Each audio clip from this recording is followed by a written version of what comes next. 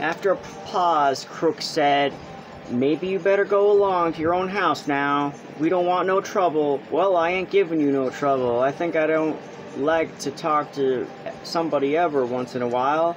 Think I like to stick in the house all the time?" Candy laid the stump of his wrist on his knee and rubbed it gently with his hand. He said accusingly, "You got a husband? You got no call fooling around with other guys, causing trouble?" The girl flared up. "Sure I got a husband. You all seen him. Swell guy, ain't he? Spend all his time saying what he's gonna do to guys he don't like, and he don't like nobody. Think I'm gonna stay in that 2x4 house and listen to how Curly's gonna lead with his left twig? And then bring in the old right cross? 1-2, he says. Just the old 1-2 and he'll go down." She paused and her face lost its sullenness and grew interested. "Say, what happened to Curly's hand?" There was an embarrassing silence. Candy stole a look at Lenny. Then he coughed. "Why, Curly, he got his hand caught in a machine, ma'am. Bust his hand." She watched for a moment, and then she laughed. Baloney! What do you think you're selling me? Curly started something he didn't finish. Caught in a machine? Baloney! Why, he ain't give nobody the good old 1-2 since he got his hand bust. Who bust him? Candy repeated sullenly. Got caught in a machine. All right, she said contemptuously. All right, cover him if you want. What do I care? You bindle bums think you're so damn good. What do you think I am, a kid? I tell ya I could if I went with shows, not just one neither, and a guy told me he could put me in pictures. She was breathless with indignation. Saturday night, everybody out doing something. Everybody, and what am I doing? Standing here talking to a bunch of bindle stiffs. An N and a dum-dum and a lousy old sheep, and liking it because they ain't nobody else. Lenny watched her, his mouth half open. Crooks had retired into a terrible protective dignity of the Negro. But a change came over old Candy. He stood up suddenly and knocked his nail keg over backward.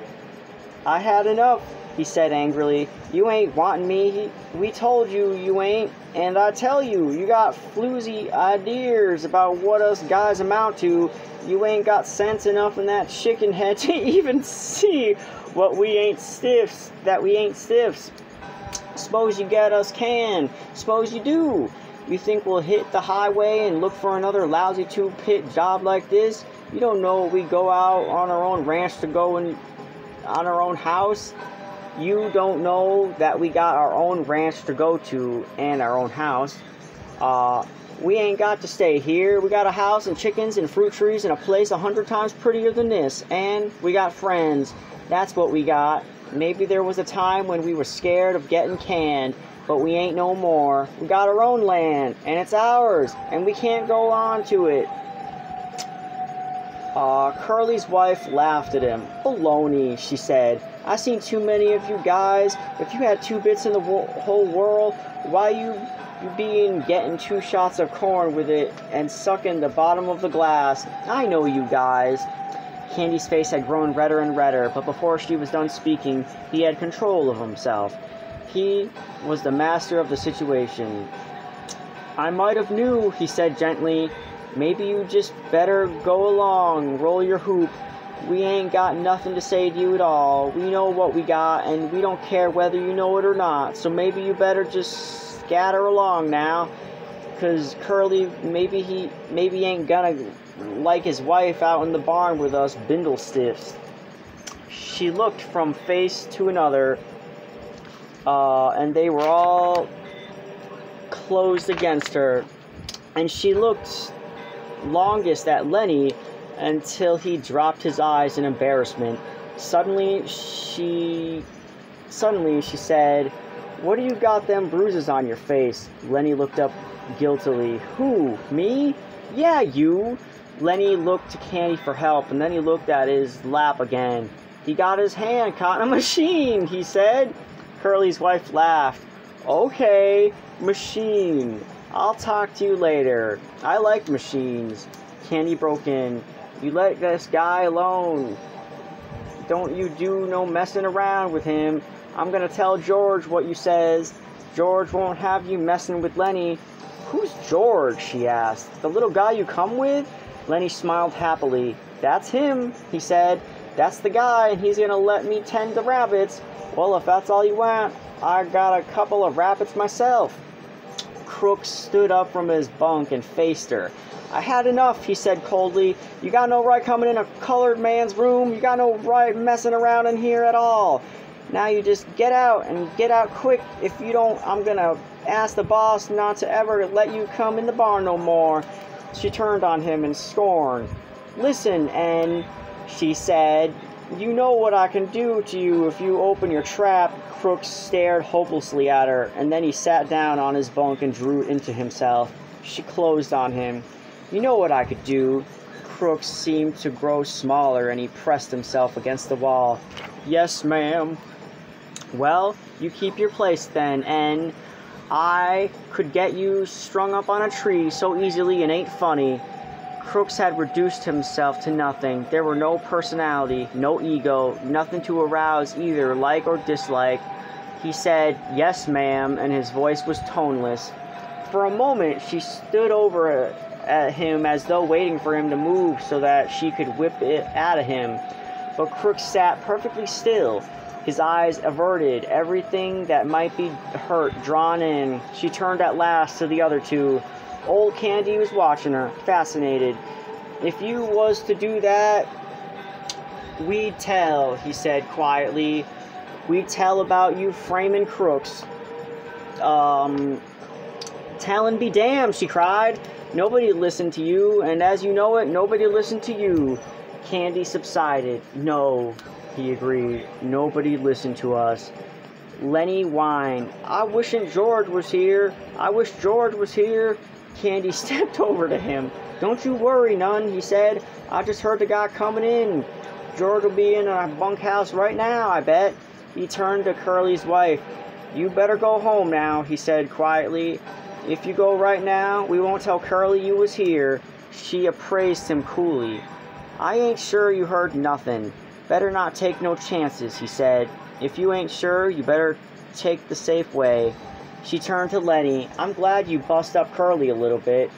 He got it coming to him. Sometimes I'd like to bust him myself. She slipped out the door and disappeared into the dark barn, and while she went through the barn, the halter chains rattled, and some horses snorted, and some stamped their feet. Crooks seemed to come slowly out of the lawyer of protection he had put on. Was that the truth what you said about the guys come back, he said. Sure, I heard 'em. Well, I didn't hear nothing. The gate banged, Candy said, and he went on. Jesus Christ, Curly's wife can move quick, can move quiet. I guess she had a lot of practice, though. Crooks avoided the whole subject now. Maybe you guys better go, he said. I ain't sure I want you here no more. A colored man got to have some rights even if I don't like 'em. Candy said, that bitch didn't ought to have said that to you. It wasn't nothing, Crooks said dully. You guys coming in and setting me made me forget. What she says is true. The horses snorted out in the barn, and the chains rang, and a voice called, Lenny! Oh, Lenny! You in the barn? It's George! Lenny cried, and he answered, Here, George, I'm right here! In a second, George stood framed in the door, and he looked disapprovingly about. What are you doing in Crooks's room? You hadn't ought to be in here. Crooks nodded. I told them, but they come in anyways. Well, why ain't you kick 'em out? I didn't care much, said Crooks. Lenny's a nice fella. Now Candy aroused himself. Oh, George, I've been figuring and figuring. I got it doped out how we can make some money on them rabbits. George scowled. I thought I told you not to tell anybody about that. Candy was crestfallen. Didn't tell nobody but Crooks. George said, well, you guys get out of here. Jesus, seems like I can't get away for a minute. Candy and Lenny stood up and went towards the door. Crooks yelled, Candy! Huh? Remember what I said about heroin and doing odd jobs? Yeah, said Candy, I remember. Well, just forget it, said Crooks. I didn't mean it, just fooling. I wouldn't want to go no place like that.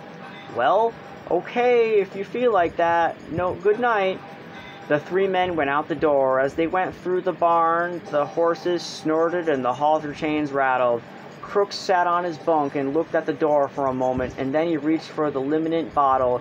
He pulled out his shirt and back, poured a little Liminent in his pink palm, and reached around.